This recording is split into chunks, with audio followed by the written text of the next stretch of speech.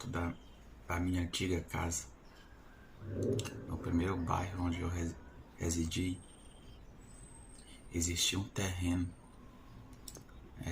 Na época da minha infância, era apenas com o tempo ele foi ficando apenas um terreno baldio. Apesar de vários moradores terem residido lá, eles não ficavam ali por muito tempo. Sempre iam embora, alegando que o terreno era assombrado. Diziam que uma mulher tinha sido enforcada em uma árvore, um pé de mangueira naquele terreno. Outro senhor alegou ter visto, contou isso pro meu pai numa conversa de pé de cerca de arame, ter visto um ser grotesco com olhos cheios de fogo quando foi botar o cabresto em um jumento que ele criava e levar para casa. Eu ouvi outras histórias, muitas outras, mas meu pai também viveu um terror nesse lugar, que eu passo a relatar agora. Mas foi um terror muito mais natural do que sobrenatural. Nesse terreno existe até hoje um poço. Na época que eu era criança, sempre que o morador se mudava e ia embora daquele terreno maldito, e passava um tempo abandonado, o proprietário, o original, morava em outro local. Até que o morador, a pessoa que localizasse, ele pedisse permissão para pagar o aluguel da casinha de palha do terreno, ele passava um tempo abandonado. Nesses intervalos, o poço se deteriorava com a ação do tempo.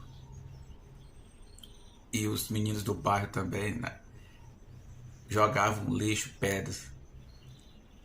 Ele quase ficava aterrado por um certo período de tempo. A parede feita de tijolo também caía. Sendo assim, para a água ficar potável novamente, alguém tinha que descer no temido poço e remover a sujeira.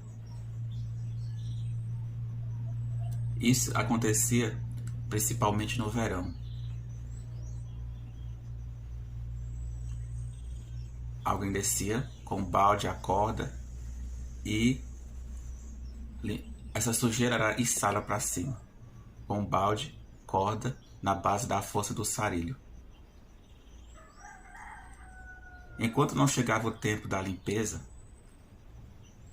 os vizinhos se reuniam para conversar, até que chegava a época que marcavam esse acontecimento no bairro, e alguém tinha que ser o responsável para organizar a turma de homens que se reuniram no terreno para limpar o poço.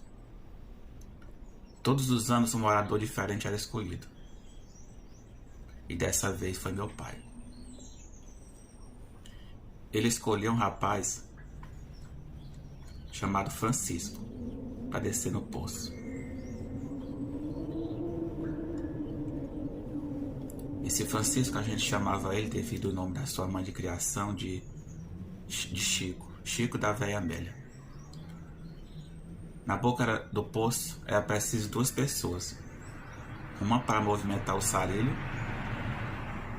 por causa do peso da lama, que era tirada do fundo do poço, a fim de desobstruir o minador do lençol freático de água no subsolo. Naquele tempo, limpeza de poço e coberta de casa de palha sempre dava muita cachaça. Ainda me lembro, naquele dia, do papai ter reclamado, antes da limpeza começar, para os envolvidos não beberem muito. Mas não teve jeito. A limpeza ia correndo bem. O Chico, lá do fundo do poço, enchendo uma lata grande com a lama, não quiser usar um balde menor. Quando a lata enchia, ele dava um sinal para puxar. O problema era que os encarregados de conduzir o sarilho, puxando, colocando força, passavam o tempo todo da limpeza conversando lá em cima em tom de brincadeira com as outras pessoas que tinham se reunido para prosearem, pois era final de semana e paravam de vez em quando para partilhar uma dose. Se reunia também muitas crianças que ficavam assistindo o espetáculo. Em uma das vezes que a lata subiu, um rapaz chamado Gabriel, um dos que estavam puxando a corda do sarilho, achando a lata muito pesada,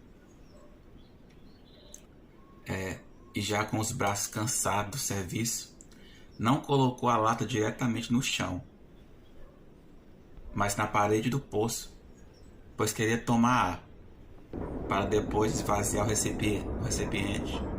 recipiente e retomar de novo as braçadas. Foi uma distração de poucos segundos, mas o suficiente para a lata pender para dentro do poço devido ao peso, e depois despencar com grande velocidade por causa do peso da sujeira. Meu pai, quando percebeu a queda da lata e ouviu o barulho dela colidindo com o fundo do poço, entrou em pânico, assim como as outras pessoas. Ninguém ousava se aproximar da boca do poço e olhar lá para o fundo, com medo de ver um corpo esmagado por todo aquele peso que cairá com a lata. Meu pai já estava se sentindo um assassino. Afinal, era ele quem tinha organizado a coisa toda. Alguns segundos se passaram, mas esses segundos pareceram hora. Pareceram a eternidade. Deve ter sido os segundos mais longos da vida do meu pai, segundo ele contando depois. Até que ele tomou coragem, tomou a iniciativa e falou na boca do poço sem olhar diretamente para o fundo. Chico, fala comigo, fala com a gente. Tu ainda tá vivo? No meio daquela confusão toda, aquele grito, aquela pergunta poderia parecer irônica. E alguns de angústia se passaram. E o medo assombrava cada vez mais, assombrando os pés. Mais alguns segundos de angústia e medo assombraram os presentes. Então, finalmente, uma voz ecoou do fundo do poço. Eu tô bem. A lata não me atingiu. Passou de raspão. Rapidamente, aqueles homens que ali estavam reagiram, como despertando de um torpor paralisante, jogando uma corda dentro do poço e erguendo o Chico para fora. Já em segurança, ele contou que durante a queda da lata, ele estava atento, olhando para cima, e que a trajetória da mesma foi mudada, pois antes de chegar ao fundo, um pouco acima dele, a lata se chocou com a parede do poço, mudando de direção e passando por cima dele em diagonal. Meu pai, que até então não tinha bebido, depois de ver nosso amigo em segurança, teve de tomar um trago para sustentar os nervos. Convidou Francisco para nossa casa, providenciou água para ele banhar, deu lanche e pagou pelo serviço. Tu nasceu de novo, Chico. Tu nasceu de novo.